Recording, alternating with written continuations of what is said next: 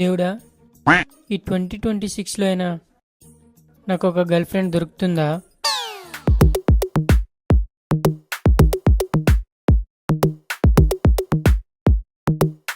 హ్మ్? ఇదేంటి ఎంత బాగుంది?